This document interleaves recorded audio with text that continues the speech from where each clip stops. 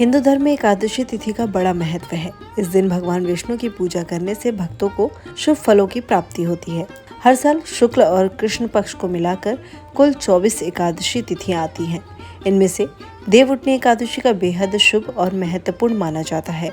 इस एकादशी को प्रबोधनी एकादशी के नाम से भी जाना जाता है।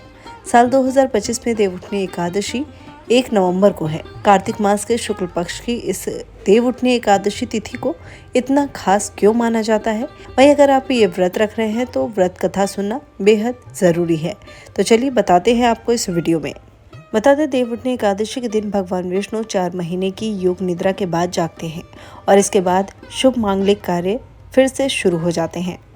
वहीं देवउठनी एकादशी के दिन से चातुर्मास समाप्त होता है।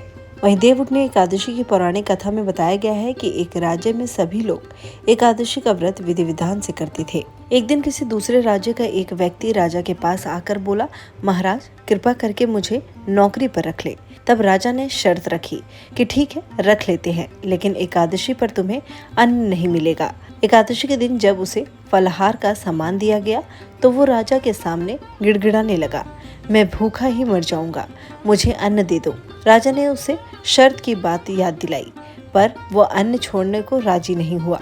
तब राजा ने उसे आटा, दाल, चावल आदि दिए। वो नित्य की तरह नदी पर पहुंचा और स्नान कर भोजन पकाने लगा। जब भोजन बन गया तो वो भगवान को बुलाने लगा। बोला, भोजन तैयार है। उसके बुलाने पर पीताम्बर धारण किए भगवान चतुर्भुज रूप में आ पहुंचे और प्रेम से उसके साथ भोजन करने लगे।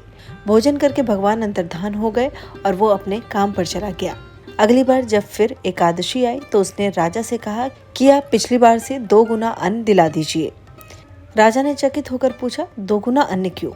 उसने सरलता से उत्तर दिया, पिछली बार भगवान विष्णु स्वयं भोजन करने आए थे, आधा अन्न उन्होंने खाया, आधा मैंने, इसलिए पेट पूरा नहीं भरा।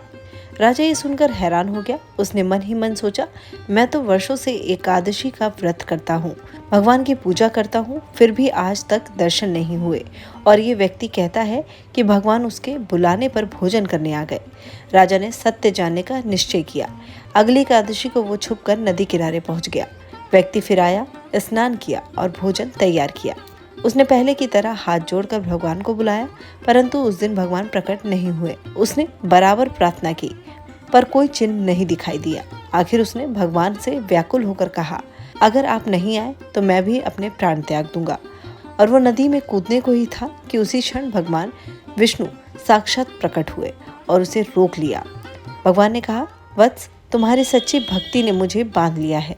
फिर उन्होंने उसके साथ भोजन किया और भोजन के बाद उसे अपने विमान पर बिठाकर बैकुंठ धाम ले गए। ये दिव्य दर्शन देखकर राजा की आंखें खुली रह गई। उसे ये समझ आ गया कि व्रत का मूल्य केवल बाहरी आडंबर में नहीं, बल्कि शुद्ध मन, सच्ची भावना और निष्पक्ष भक्ति में है। उस दिन से राजा ने व्रत और पूजा केवल रीति रिवाज के रूप में नहीं, बल्कि सच्चे हृदय और श्रद्धा से करना आरंभ किया। अंततः उसके जीवन पर भी भगवान विष्णु की कृपा हुई और उसे मोक्ष की प्राप्ति हुई। उम्मीद करती हूँ आपको ये वीडियो पसंद आई होगी। फिलहाल हमारी इस वीडियो में इतना ही। वीडियो को लाइक, शेयर एंड चैनल को सब्सक्राइब करना ना भूलें।